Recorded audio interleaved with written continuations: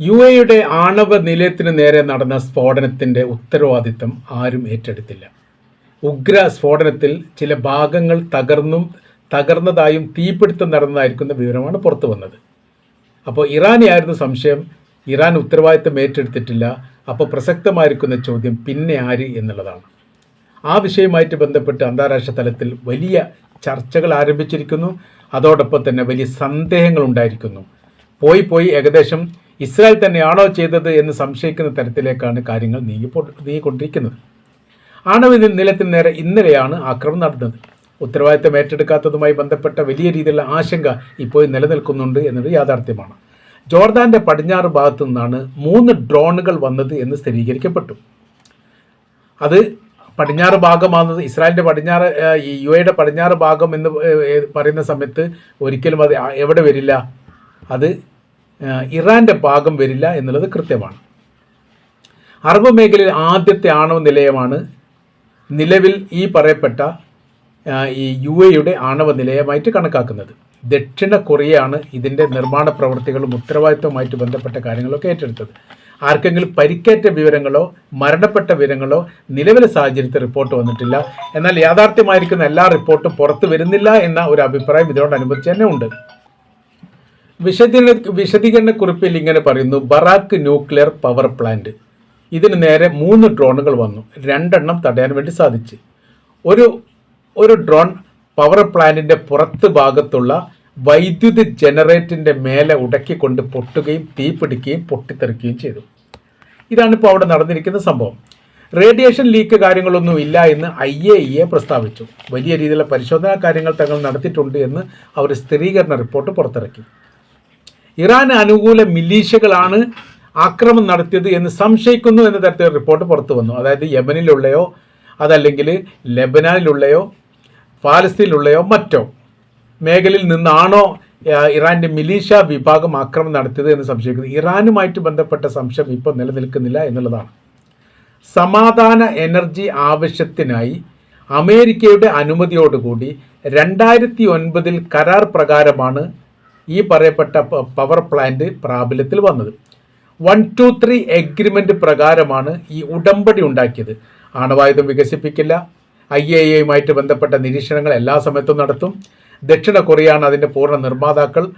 അതുകൊണ്ട് തന്നെ എല്ലാ കാര്യത്തിലും യുഎയോട് ചോദിക്കേണ്ട കാര്യമില്ല. ഇങ്ങനെ വളരെ കൃത്യമായിരിക്കുന്ന കുറേ ആണവായുധമായിട്ട് ബന്ധപ്പെട്ടതിനെ സൂക്ഷിക്കില്ല, അത് നിർമ്മിക്കില്ല, അതുമായി ബന്ധപ്പെട്ട കാര്യങ്ങളൊന്നും ചെയ്യില്ല എന്ന് കൃത്യമായിരിക്കുന്ന കരാർ വ്യവസ്ഥ പ്രകാരമാണ് മിഡിൽ ഈസ്റ്റിൽ ആദ്യമായിട്ട്, അതായത് ഇസ്രായേൽ കഴിഞ്ഞാൽ ആദ്യമായിട്ട് അറേബ്യൻ രാജ്യത്ത് ഒരു റേഡിയേഷൻ പവർ പ്ലാന്റ് എന്ന് പറയുന്ന സംവിധാനം, അതല്ലെങ്കിൽ ഈ വൈദ്യുത നിലയത്തിന് വേണ്ടിയിട്ട് സമാധാന ആവശ്യത്തിന് എന്നൊക്കെ പറഞ്ഞിട്ടുള്ള ആണവ നിലയം സ്ഥാപിക്കപ്പെട്ടത്.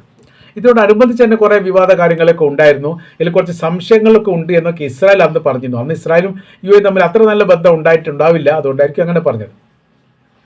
ഇപ്പം മിഡിൽ ഈസ്റ്റിൻ രാഷ്ട്രീയ അവസ്ഥകൾക്കും സ്ഥിതികൾക്കൊക്കെ ഒരു സങ്കീർണമായിരിക്കുന്ന ഒരു രൂപം പ്രാപിച്ചിരിക്കുകയാണ്. അതാണ് ഇപ്പോൾ സംശയം ഉണ്ടാവാനുള്ള കാരണം. സാധാരണഗതിയിൽ ഇറാൻ ആക്രമണം നടത്തിയാൽ അവരാണ് ആക്രമണം നടത്തിയവർ കൃത്യമായ രീതിയിൽ പറയാറുണ്ട്.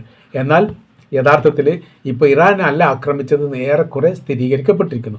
അങ്ങനെയാണെങ്കിൽ പിന്നെ ആര് എന്നുള്ളതാണ്.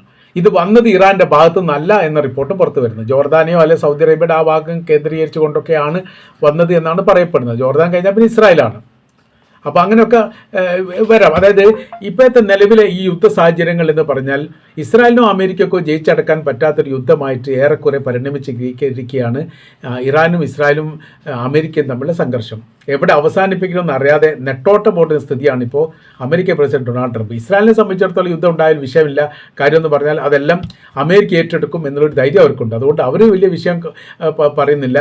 പക്ഷേ പ്രതിസന്ധി ആവുന്നതും വിഷയങ്ങളാകുന്നതും രാജ്യം ഒറ്റപ്പെട്ടു പോകുന്നതും അമേരിക്കയെ മാറ്റി നിർത്തുന്നതൊക്കെ ലോക രാജ്യങ്ങളുടെ മുമ്പിൽ അമേരിക്ക നാണം കെടാൻ വലിയ കാരണമായിരിക്കും. ഏറ്റവും ഒടുവിലാണ് ഇറാനുമായിട്ട് സഹകരിച്ചുകൊണ്ട് എന്തെങ്കിലും ഒരു നീക്കുപോക്ക് ഉണ്ടാക്കാൻ പറ്റുമെന്ന് കരുതിയിട്ട് മൂപ്പര് ഇറാനിലേക്ക് പോകുന്നു, ഈ ചൈനയിലേക്ക് പോകുന്നു. അപ്പോൾ ചൈനയിൽ പോയിട്ട് ചൈനയുമായിട്ട് സംസാരിച്ച് വെക്കുന്ന സമയത്ത് ചൈനയുടെ ആഭ്യന്തരമായിരിക്കുന്ന വിഷയത്തിൽ പല ഘട്ടങ്ങളിലും അമേരിക്ക ഇടപെട്ട് തന്നെ അവർക്ക് സംസാരിച്ച് തീർക്കാൻ വേണ്ടി സാധിച്ചിട്ടില്ല. പ്രത്യേകിച്ച് തായ്വാൻ്റെ വിഷയം. തായ്വാൻ തങ്ങളുടെ രാജ്യത്തിൻ്റെ ഭാഗമാണെന്നിരിക്കെ നിങ്ങൾ എന്തിന് തായ്വാനിൽ പ്രതിരോധ സംവിധാനങ്ങൾ കൊടുക്കുന്നു, ആയുധങ്ങൾ കൊടുക്കുന്നു, കച്ചവടം ഉറപ്പിക്കുന്നു, അതെന്തിന് എന്നുള്ള ഷീ ജിൻപിങ്ങിൻ്റെ ചൈനയുടെ പ്രസിഡന്റ് ചോദ്യത്തിന് മുമ്പിൽ അമേരിക്കൻ പ്രസിഡന്റ് ഡൊണാൾഡ് ട്രംപ് പതറി നിൽക്കുകയാണ്. ഒന്നും പറയാൻ പറ്റാത്ത രീതിയിലുള്ള പ്രതിസന്ധിയായി. എന്നാലും ഏറ്റവും ഒടുവിൽ ഇറാനുമായിട്ട് ബന്ധപ്പെട്ട വിഷയത്തെ ചോദിച്ച സമയത്തും ഷീ ജിൻപിങ്ങിനെ സംബന്ധിച്ചത് അവർക്ക് കൃത്യമായിരിക്കും നിലപാടുണ്ട്. കാര്യം എന്ന് പറയുന്നത് അവരാണ് ഏറ്റവും കൂടുതൽ പെട്രോൾ ഇപ്പോൾ ഇറാനാണ് നൽകുന്നത്. മുമ്പ് നൽകിയിരുന്നത് വെനിസുലയായിരുന്നു. ആ വെനിസുലയുടെ ഭരണമൊക്കെ അട്ടിമറിച്ചു. അവിടുത്തെ പെട്രോളിയം നിയന്ത്രിക്കുന്ന സ്ഥിതിയിലേക്ക് അമേരിക്ക വന്നു. അതുകൊണ്ട് ചൈനയ്ക്ക് പെട്രോളിയം നൽകുന്നതിൽ നിന്ന് വലിയ രീതിയിൽ നിയന്ത്രണം ഉണ്ടാവുകയും ചെയ്തു. ഇതിന് ശേഷിക്കുന്നത് ഇപ്പോൾ ഇറാനാണ്. ഇറാൻ വില കുറച്ചിട്ട് അന്താരാഷ്ട്ര വിപണിയിൽ വിൽക്കുന്നതിനേക്കാൾ വില കുറച്ചിട്ടാണ് ചൈനയ്ക്ക് നൽകുന്നത്. അത് അവർക്ക് വലിയ ആശ്വാസമായി, കാര്യം ഇഷ്ടംപോലെ കിട്ടുകയും ചെയ്യും. അവിടെ ഉടക്ക് നിൽക്കുന്ന സമയത്ത് അതിൻ്റേതായിരിക്കുന്ന പ്രയാസം ഉണ്ടാവും. ഇപ്പോൾ ഹോർമുസ് കടലുമായിട്ട് ബന്ധപ്പെട്ട് ചൈനയുടെ കപ്പലുകൾ പോകുന്നതിനോ ഇന്ത്യയുടെ കപ്പൽ പോകുന്നതിനോ ഇറാന് പ്രശ്നമില്ല. എന്നാൽ ഈ ഹോർമുസിൻ്റെ അതിർത്തി കടന്നാൽ പിന്നെ അറേബ്യൻ കടലുമായിട്ട് ബന്ധപ്പെട്ട് അമേരിക്കയുടെ കപ്പലാണ് നങ്കൂരിടുന്ന സമയത്ത് അവരിവരെ ബ്ലോക്ക് ചെയ്യുന്നു അല്ലെങ്കിൽ പ്രതിരോധിക്കുന്നു. അത് വലിയ രീതിയിൽ പ്രശ്നങ്ങൾ ഉണ്ടാകും. ആ കാര്യങ്ങളാണ് ചൈന പറയുന്നത്. നിങ്ങൾ ചെയ്യുന്ന പ്രവർത്തനങ്ങൾ അവസാനിപ്പിക്കൂ. ആ മേഖലയിൽ നിങ്ങൾ തമ്മിൽ യാതൊരു ബന്ധവുമില്ല. അപ്പോൾ ഇപ്പോഴത്തെ വിഷയകാര്യങ്ങൾ നോക്കുന്ന സമയത്ത് ഇറാനെതിരെ വ്യത്യസ്ത നയങ്ങളും നിലപാടുകളുമാണ് അറേബ്യൻ രാജ്യങ്ങൾ സ്വീകരിക്കുന്നത്. അത് അറേബ്യൻ രാജ്യങ്ങൾ ശിഥിലമാകണം, ചിതറണം എന്ന് ഇസ്രായേൽ ആഗ്രഹിച്ചിട്ടുണ്ട്. അത് ഏറെക്കുറെ സാധ്യമായി വരുന്നു.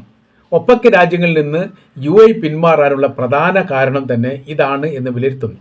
അപ്പോൾ ഒപ്പക്കിൽ സൗദി അറേബ്യ നിലവിലുണ്ട്, വലിയ രാജ്യമായിട്ട് തന്നെ ഉണ്ട്. എന്നാൽ UAE പിന്മാറുന്നു. അപ്പോൾ രണ്ട് രാജ്യങ്ങളും നയപരമായ രീതിയിൽ അകലമുണ്ടാകുന്നു എന്നുള്ളത് കൃത്യമാണ്. അതോടനുബന്ധിച്ച് തന്നെ UAEയുടെ സംരക്ഷണത്തിന് ഒരിക്കൽ പോലും ഇസ്രായേലിനെ ആശ്രയിക്കരുത് എന്ന് അറബ് രാജ്യങ്ങൾക്ക് പ്രത്യേകമായിരിക്കുന്ന നിർദ്ദേശ കാര്യങ്ങൾ ഉണ്ടായിരുന്നു. അവരത് പറയുകയും ചെയ്തിട്ടുണ്ട്. നമ്മൾ ഇസ്രായേലിൻ്റെ സഹായം ഒരിക്കലും തേടാൻ പാടില്ല. അമേരിക്കയുടെ സഹായം കിട്ടാത്തൊരു സാഹചര്യം വന്നാൽ ഒന്നുകിൽ റഷ്യയോ ചൈനയോ സഹായിക്കാം, അവരുടെ സഹായം തേടാം. അതായിരിക്കും കുറച്ചും കൂടി ജനകീയപരമായ രീതിയിലും അല്ലെങ്കിൽ ആന്തരികപരമായ രീതിയിൽ നമുക്ക് ഗുണം ചെയ്യാം. മറ്റത് വലിയ രീതിയിൽ ഭവിഷ്യത്തുണ്ടാകും. പക്ഷേ UAE ആ കാര്യങ്ങളൊന്നും മുഖവിലേക്ക് എടുത്തിട്ടില്ല. അവരെന്ത് ചെയ്തിട്ടുണ്ട്? അവർ ഈ ഇറാൻ്റെ ആക്രമണത്തെ പ്രതിരോധിക്കാൻ എന്ന പേരിൽ ഇസ്രായേലിൻ്റെ പ്രതിരോധ സംവിധാനങ്ങൾ വാങ്ങുകയും അത് സ്ഥാപിക്കുകയും ചെയ്തു. അയൺ ഡോം അടക്കമുള്ള പ്രതിരോധ സംവിധാനങ്ങൾ, പിന്നെ അമേരിക്കയുടെ ആരോത്രി എന്ന് പറയുന്ന സംവിധാനങ്ങളൊക്കെ സ്ഥാപിക്കപ്പെട്ടിട്ടുണ്ട് എന്ന് പറയുന്നു. ഇതോട് കൂടിയിട്ട് കുറച്ചുകൂടി അകലുന്ന രീതിയാണ് ഉണ്ടായത്. എന്നാൽ അയൺ ഡോം ഉണ്ടായിരിക്കെ തന്നെ ഇറാൻ UAE ആക്രമിച്ചിട്ടുണ്ട് കഴിഞ്ഞ പ്രാവശ്യം. വലിയ രീതിയിലുള്ള നാശനഷ്ടങ്ങളൊക്കെ റിപ്പോർട്ട് ചെയ്തിട്ടുണ്ട്. അതിനും അപ്പുറമാണ് ഇപ്പോൾ UAEയുടെ ഈ ആണവ റിയാക്ടറിന് നേരെ ആക്രമണം നടത്തിയത്. ആണവ റിയാക്ടറിന് നേരെ ആക്രമണം നടത്തുന്നതുമായിട്ട് ബന്ധപ്പെട്ട വിഷയം ഇപ്പോൾ സങ്കീർണമാകുന്നത് എന്തുകൊണ്ട് പ്രതിരോധ സംവിധാനം പ്രതിരോധിച്ചില്ല? ആ ചോദ്യത്തിന് വളരെ പ്രസക്തമായിരിക്കുന്ന ആ ചോദ്യം തന്നെ വളരെ പ്രസക്തമാണ്. പ്രതിരോധിക്കാതിരുന്നത് എന്തുകൊണ്ട്? അപ്പോൾ അവിടെ പ്രതിരോധം ഇല്ല എന്നാണോ? അതല്ലെങ്കിൽ ആ സംവിധാനം തകർക്കപ്പെട്ടിട്ടാണോ ആക്രമിച്ചത്? അതല്ല എന്ന് റിപ്പോർട്ടാണ്. ആകെ വന്നത് 3 ഡ്രോണാണ്. 2 പ്രതിരോധിച്ചു എന്ന് പറയുന്നുണ്ട്. 3ാമത്തെ പ്രതിരോധിക്കാൻ വേണ്ടി സാധിച്ചിട്ടില്ല എന്ന് പറയുന്നു. അവിടെയാണ് പ്രശ്നം വരുന്നത്.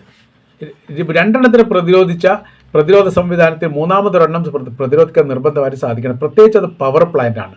24 മണിക്കൂറും ഹൈ റെവല്യൂഷനുള്ള സംവിധാന മേഖലയാണ് ആയിട്ട് അവർ തന്നെ പ്രഖ്യാപിക്കപ്പെട്ടതാണ്.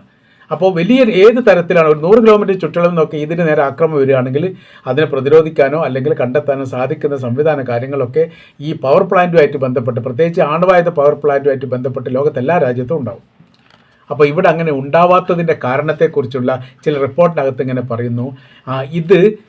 ഈ പ്രവൃത്തി വളരെ രഹസ്യമായ രീതിയിൽ റഡാർ സംവിധാനത്തെ വെട്ടിച്ചുകൊണ്ട് മറ്റാരോ ചെയ്തതാണ് എന്ന തരത്തിലാണ്. അവിടെയാണ് ഇതിൻ്റെ പ്രശ്നങ്ങൾ വരുന്നത്. അപ്പോൾ ആരാണ് എന്നുള്ളത് കണ്ടെത്തണം. അതിന് ഇസ്രായേൽ തന്നെ ഇവരെ രാജ്യങ്ങൾ തമ്മിൽ പരസ്പരം അങ്ങോട്ടും അകലാൻ വേണ്ടി ചെയ്തു വെച്ചതാണോ എന്ന് സംശയിക്കുന്ന രീതിയിലേക്കാണ് കാര്യങ്ങൾ പോകുന്നത്. കാര്യം ഈ അറേബ്യൻ രാജ്യങ്ങൾക്ക് നേരെ യുദ്ധം നടന്ന സമയത്ത് ഈ സൗദി അറേബ്യയുടെ പെട്രോളിയം മേഖലയിലും ആക്രമണം നടത്തിയിരുന്നു. 2ലധികം മിസൈൽ പതിച്ചു. ഒരു മിസൈൽ പ്രതിരോധിക്കാൻ സാധിച്ചു. ഒരു മിസൈൽ ഏറെക്കുറെ പുറം ഭാഗത്ത് ചേർന്നുള്ള ഭാഗത്ത് ഇത് ഉൽപ്പാദിപ്പിക്കുന്നതിൻ്റെ പുറം ഭാഗത്ത് എങ്ങനെ തകർന്നു വീണു. വലിയ രീതിയിലുള്ള സ്ഫോടന കാര്യങ്ങളും തീപിടുത്തങ്ങളൊക്കെ ഉണ്ടായി.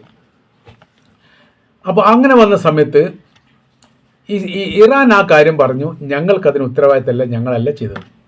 അങ്ങനെയാണെങ്കിൽ പിന്നെ ആര് എന്നുള്ളതാണ്. ആ ചോദ്യം വളരെ പ്രസക്തമാണ്. അതേക്കുറിച്ച് വലിയ അന്വേഷണങ്ങളൊക്കെ നടത്തിയിട്ടുണ്ട്. അമേരിക്കയുടെ ഭാഗത്തു തന്നെയാണോ അല്ല ഇസ്രായേലിൻ്റെ ഭാഗത്തു തന്നെയാണോ ഈ പ്രവൃത്തി നടന്നത് എന്നത് സംശയിക്കുന്ന തരത്തിലേക്കാണ് കാര്യങ്ങൾ പോയത്. പിന്നെ അതിൻ്റെ റിപ്പോർട്ട് കാര്യങ്ങളൊന്നും പുറത്ത് വന്നിട്ടില്ല. അത്തരം കാര്യങ്ങളൊന്നും സാധാരണ പുറത്ത് വരാറുമില്ല. അത് യാഥാർത്ഥ്യമാണല്ലോ. ഈ സ്ഥിതിയിലേക്ക് യഥാർത്ഥത്തിൽ ഇപ്പോഴത്തെ നിലവിലെ സാഹചര്യങ്ങൾ എത്തിയിരിക്കുകയാണ്.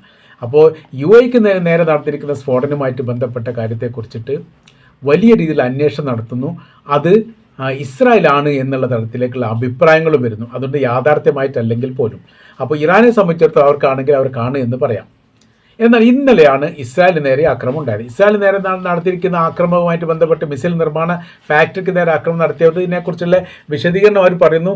അവർ തന്നെ പരീക്ഷണം നടത്തിയതാണ് എന്ന് പറയുന്നു. ഒരു മിസൈൽ നിർമ്മിക്കുന്ന ഫാക്ടറിയുടെ സമുച്ചയത്തിൽ ഒരിക്കലും ഒരു രാജ്യം ഒരു പരീക്ഷണം നടത്തില്ല എന്നുള്ള കാര്യം ഉറപ്പാണ്. മാത്രവുമല്ല, അത്ര ഒരു പരീക്ഷണം നടത്തുന്ന സമയത്ത് തീർച്ചയായിട്ടും ജനങ്ങൾക്ക്, അതിന് ചുറ്റുപാടുള്ള ആളുകൾക്ക് അതിൻ്റെ വിവരണം നൽകാറുണ്ട്. ഇത് വിവരം നൽകിയിട്ടില്ല. അപ്രതീക്ഷിതമായിരിക്കുന്ന ഒരു സ്ഫോടനമാണ്. അതുകൊണ്ട് ഇസ്രായേൽ പറയുന്ന കാര്യങ്ങൾ ഒന്നും അങ്ങനെ അപ്പടി വിശ്വസിക്കാൻ പറ്റില്ല. അമേരിക്ക പറയുന്നതും അങ്ങനെ വിശ്വസിക്കാൻ പറ്റില്ല. യാഥാർത്ഥ്യം വേണം എന്ന് പറയുന്ന സമയത്ത് ഈ കാര്യത്തെക്കുറിച്ചൊക്കെ വലിയ രീതിയിൽ അന്വേഷണം നടത്തുന്നു എന്നാണ് പറയുന്നത്. അപ്പോൾ ഇപ്പോഴത്തെ സ്ഥിതികളൊക്കെ അറേബ്യൻ രാജ്യങ്ങൾ പരസ്പരം 2 or 3 ഭാഗമായിട്ട് ചെതറണമെന്നുള്ളതും, അവർ അങ്ങനെ ഒരു പക്ഷം ഇറാനൊപ്പം നിൽക്കുകയാണെങ്കിൽ ഒരു പക്ഷം ഇറാനെതിരെ നിൽക്കുമ്പോൾ ഇറാനെതിരെ നിൽക്കുന്ന രാജ്യത്തിൻ്റെ ഭൂമികയിൽ നിന്ന് ഇറാൻ ആക്രമിക്കാൻ വേണ്ടി ഇസ്രായേലിന് അമേരിക്കക്ക് സാധിക്കും. ഈ തന്ത്രപരമായിരിക്കുന്ന നീക്കങ്ങളാണ് ഈ മേഖല കേന്ദ്രീകരിച്ചുകൊണ്ട് ഇപ്പം നടക്കുന്നത് എന്നാണ് നമുക്ക് മനസ്സിലാക്കാൻ വേണ്ടിയിട്ട് സാധിക്കുന്നത്.